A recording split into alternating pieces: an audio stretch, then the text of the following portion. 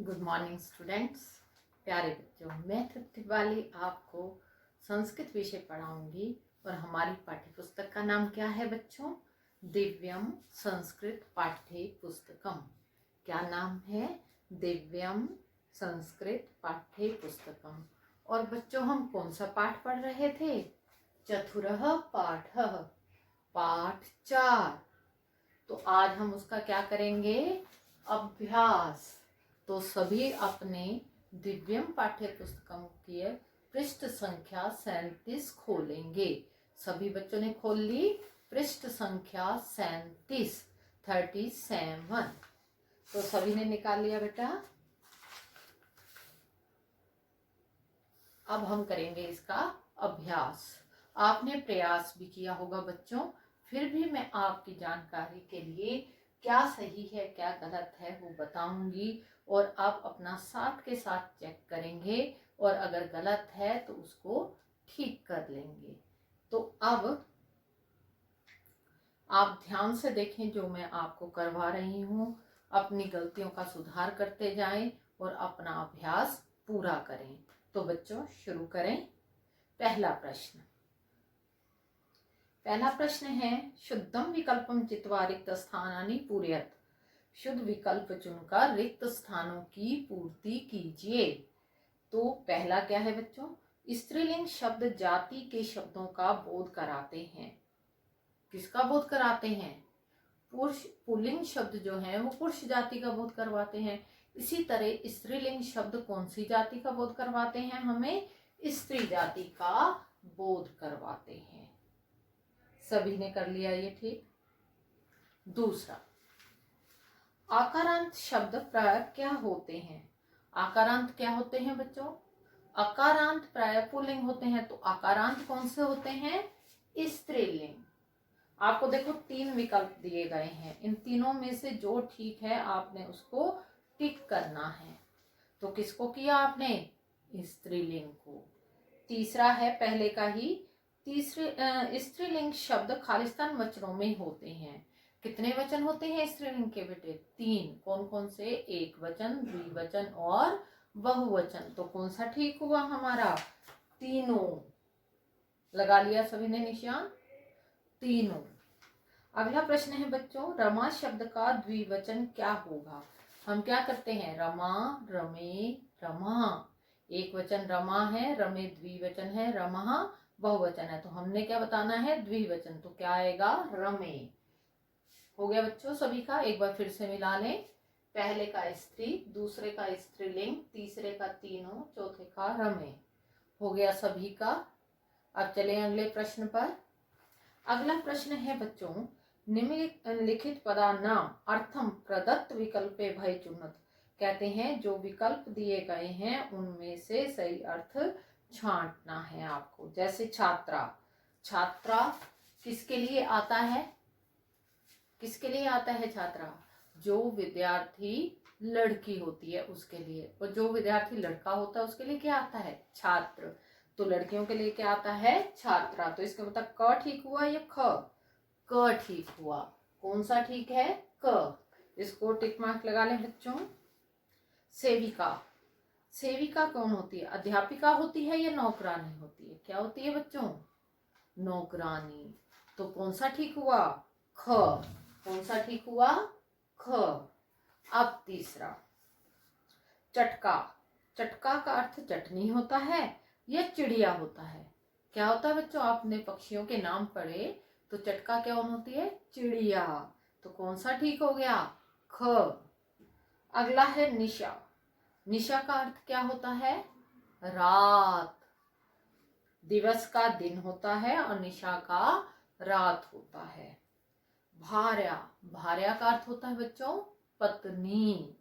तो इसका मतलब कौन सा ठीक हुआ? क। मूषिका। मूषिका का अर्थ होता है चूहिया और मूषिकः का अर्थ क्या होता है? चूहा। तो क्या हो गया? हम कहें कि मूषिका स्त्रीलिंग है तो इसका पुल्लिंग क्या बनेगा? मूषकः। तो यहाँ पर मूषिका किसके लिए आया है बच्चों? चूहिया के लिए आया है। तो एक बार सभी मिला लें प्रश्न नंबर 2 का।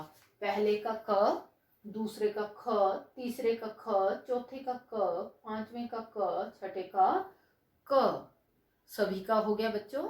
वेरी गुड, आगे चले। अगला प्रश्न है तीसरा, हमारा प्रश्न नंबर 3। अधोलिखित पदे भय स्त्रीलिंग पदानी चित्वा लिखत। अर्थात क्या कहना चाहता है वो? कहता है नीचे लिखे शब्दों से स्त्रीलिंग के शब्द चुनकर लिखिए। जो स्त्रीलिंग शब्द हैं जो आपके ये दिए हुए हैं, मैंने पीडीएफ भी भेजी हुई है बच्चों, तो आप ध्यान से देख लें। जिसके पास नहीं है किताब वो अपनी पीडीएफ जरूर खोलें। तो उसमें आप ये देखें कि ये स्त्रीलिंग और पुल्लिंग मिला कर दिए हैं उन्होंने। हमें क्या छांट कर लिखने हैं? स्त्रीलिंग शब्द। तो आप रेखांकित करते चले जाएंगे जो स्त्रीलिंग शब्द है।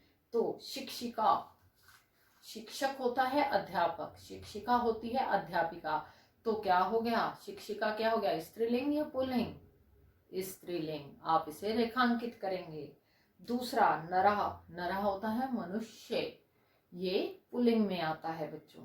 रक्षकः, रक्षा करने वाला, ये भी पुल्लिंग में आता है। मधुमक्षिका, आकारांत, ध्यान से, मधुमक्षिका मधुमक्खी को कहते हैं। तो क्या होगा? आकारांत भी है, तो ये हमारा स्त्रीलिंग शब्द है। गीते, आपने द्विवचन में क्या पढ़ा था अभी? रमा, रमे, रमा, ए आता है, तो क्या हो जाएगा इसका? गीते। तो ये भी क्या हो गया हमारा? स्त्रीलिंग शब्द। और मूल शब्द क्या हुआ इसका? गीता। यमुना, यमुना क्या हुआ? स्त्रीलिंग। गजह पुल्लिंग। सिंह, जो आप साथ साथ बोलेंगे भी सही, और जो स्त्रीलिंग है उसे रेखांकित करेंगे। क्या होगा? सिंह पुल्लिंग। सरिता, सरिता क्या होगा हमारा? सरिता होगा स्त्रीलिंग शब्द, नदी को कहते हैं बच्चों। कपोतः, कपोत का क्या अर्थ बताया था? कबूतर। तो कबूतर किस में आता है? पुल्लिंग में। तो इसका मतलब कपोतः किस में आ गया? पुल्लिंग में। तो इसका मतलब ये स्त्रीलिंग शब्द नहीं है। नायिके, स्त्रीलिंग शब्द है, नायिका से बना है, नायिका, नायिके, नायिका। काकह, काकह क्या होता है? कौवा। तो कौवा होता है, तो कौवा क्या होता है हमारा? पुल्लिंग शब्द। तो इसका मतलब वैसे भी ये आकारांत है बच्चों, तो ये हमारा क्या होगा? कौन सा शब्द? पुल्लिंग। तो करें एक बार फिर से देख लें आप कौन कौन से स्त्रीलिंग शब्द हैं, ध्यान से देखें। शिक्षिका, मधुमक्षिका, गीते, यमुना, सरिता, गायिके। फिर से देख लें। शिक्षिका, मधुमक्षिका, गीते, यमुना, सरिता, नायिके। ठीक है बेटा, अगला प्रश्न करें अब हम बच्चों। प्रश्न संख्या 4। कौन सा प्रश्न? 4। तैयार हैं आप? तो क्या है प्रश्न नंबर 4? निम्न शब्दान वचनानुसारेण पृथक स्तंभेषु लिखत। निम्न शब्दों को वचनों के अनुसार अलग अलग स्तंभों में लिखिए। तो बच्चों पहला शब्द क्या है? आपके लिए एक वचन, द्विवचन और बहुवचन में लिखना है आपने। तो कौन सा शब्द किस वचन के अंतर्गत आता है आपने उसी स्तंभ में लिखना है। चटका किस में आएगा बच्चा? चटका, चटके, चटका। तो किस में आएगा? बहुवचन में। ठीक है।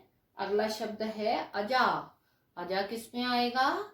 एक वचन में। फिर है बच्चों पाठशाले। ए, मैंने आपको क्या समझाया था? स्त्रीलिंग के तीनों वचन कैसे चलते हैं। ज्यों का त्यों शब्द आ जाता है एक वचन, और अगर ए लग जाता है तो द्विवचन, आ लग जाता है तो बहुवचन। तो अब आप ध्यान से देखते जाएं। पाठशाले, ए आ गया तो किस में आएगा? द्विवचन में। मूषिका किस में आना चाहिए? बहुवचन में। फिर है गौशाला। गौशाला किसके अंतर्गत आएगा बच्चों? बहुवचन के अंतर्गत आएगा। फिर है मक्षिके, ए आ गया द्विवचन में। वर्षा एक वचन।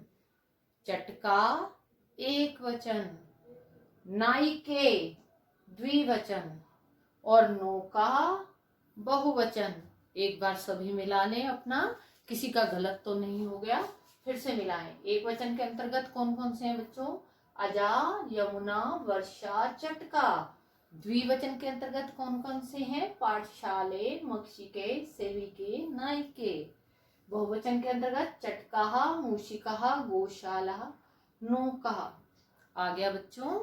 अगला प्रश्न करें, तैयार हैं आप?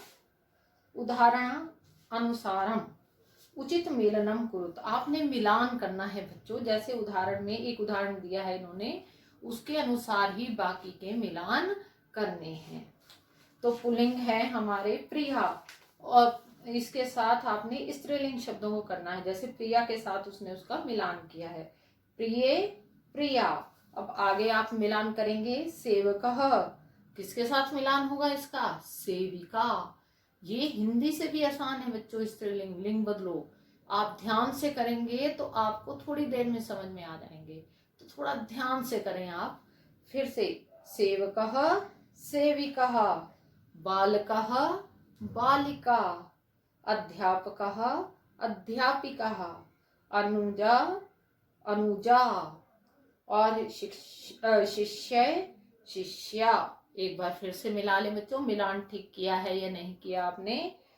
आपने प्रिय के साथ प्रिया का मिलान हो गया, सेवकः के साथ सेविका का मिलान कीजिए, बालकः के साथ बालिका का मिलान कीजिए, अध्यापकः के साथ अध्यापिका का कीजिए, अनुजः के साथ अनुजा का कीजिए, शिष्य के साथ शिष्या का कीजिए। हो गया बच्चों। आगे करें प्रश्न नंबर 6। अब आसान है, आपको पता लग गया कि पुल्लिंग से स्त्रीलिंग कैसे बनते हैं और स्त्रीलिंग से पुल्लिंग। अब जरा ध्यान से करेंगे आप इसको। पुल्लिंग शब्द है गायकः, तो इसका गायक का क्या होता है? गायिका। तो क्या बनेगा स्त्रीलिंग शब्द? गायिका। लिखें आप सभी। दूसरा है मूषिकः। मूषिका का स्त्रीलिंग क्या बनेगा? मूषिका। फिर है छात्र। छात्र का स्त्रीलिंग रूप क्या होता है बच्चों? छात्र आता है विद्यार्थी के लिए। कौन से विद्यार्थी के लिए? जो लड़का होता है। और छात्रा लड़की के लिए। तो इसका मतलब स्त्रीलिंग रूप क्या बनेगा? छात्रा। इस तरह नायकः पुल्लिंग शब्द है, तो स्त्रीलिंग क्या बनेगा? नायिका। वृद्धः बूढ़े के लिए आता है, और बुढ़िया के लिए क्या आता है? वृद्धा। शिक्षकः क्या आएगा इसका? शिक्षिका। तो एक बार लिखे हुए मिलाएं आप। ये आपके लिखने में गलती नहीं होनी चाहिए। वर्तनी संबंधी अशुद्धि बिल्कुल भी नहीं होनी चाहिए। तो आप ध्यान से देखो बच्चों। पहले का गायकः का गायिका, मूषिकः का मूषिका, छात्रः का छात्रा, नायका का नायिका, वृद्धः का वृद्धा, शिक्षकः का शिक्षिका। आ गया बच्चों समझ में? मैं उम्मीद करती हूँ कि आपको ये समझ में आ गया होगा। आप पूरी तैयारी करेंगे इस पाठ की, इसे याद भी करेंगे अच्छी तरह से, और इस कार्य को पूरा भी करेंगे। धन्यवाद।